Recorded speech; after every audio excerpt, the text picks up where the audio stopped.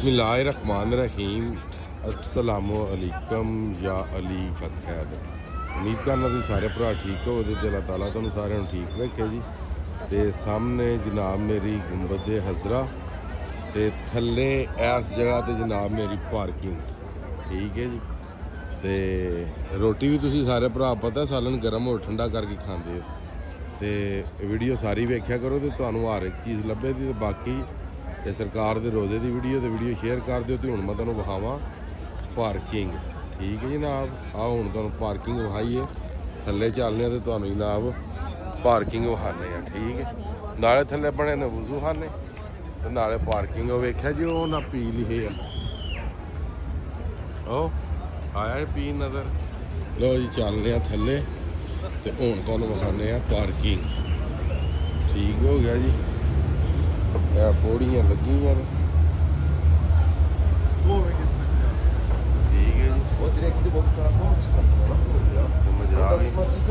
तो पार्किंग विखानी जनाब थल्ले जा रहे हैं तो थल्ले नाले वज़ू खाने बने नाले वाशरूम बने ने ते नाले जनाब मेरी पार्किंग बनी है जनाब ठीक है जी। आ गया बस नेड़े कुछ ज़्यादा दूर नहीं जी। हाँ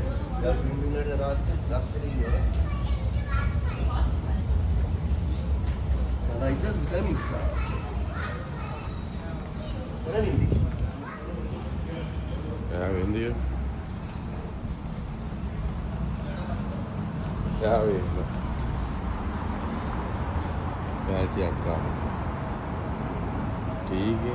थल्ले पार्किंग बनी है गड्डियाँ चल रही ठीक है जी। हाँ माशाल्लाह इधर वाशरूम इधर भी जनाब पार्किंग इधर भी तुहानू विखा दईए वेखिए जी।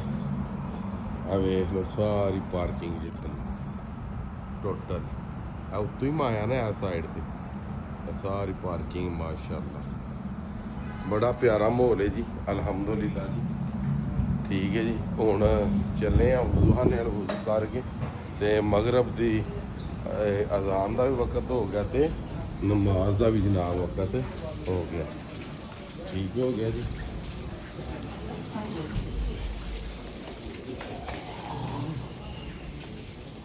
बाकी है वज़ू खाने बने जी ठीक है माशाल्लाह बहुत ही प्यारा माहौल है।